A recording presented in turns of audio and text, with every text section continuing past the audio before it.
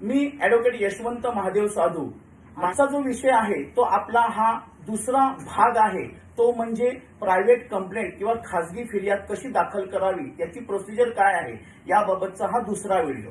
आपण पहिल्या व्हिडिओमध्ये सांगितलेलं आहे की खासगी फिर्यादीमध्ये कोणकोणती कलमे, कोणकोणती सेक्शन अट्रॅक्ट होतात ते लिहायला पाहिजे. आरोपी फिर्यादीचा सर्व पत्ता वगैरे लिहायला पाहिजे, नावं लिहायला पाहिजेत, फोन नंबर लिहायला पाहिजेत. त्याचबरोबर अशा प्रकारे काय गुन्हा घडलेला आहे तो विस्तृतपणे लिहायला पाहिजे. आणि मग आपल्याला शेवटी 2 मागण्या करता येतात.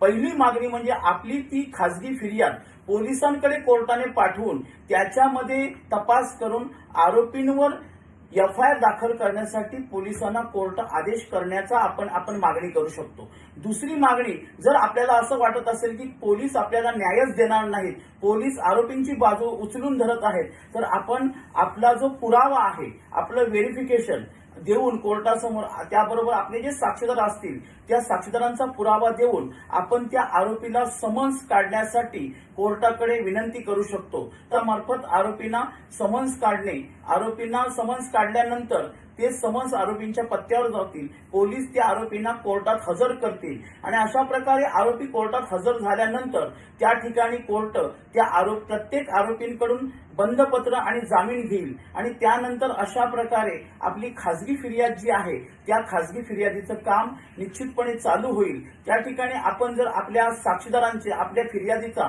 व्यवस्थित जाब जबाब जर नोंदवला कोर्टासमोर, तर खासगी फिर्यादीमध्ये सुद्धा आरोपींना शिक्षा होऊ शकते. अशा प्रकारे खासगी फिर्याद किंवा प्रायव्हेट कंप्लेंट आपण कोर्टामध्ये दाखल करून आपल्या जो काही अशील आहे, क्लायंट आहे, त्याला न्याय देऊ शकतो. धन्यवाद.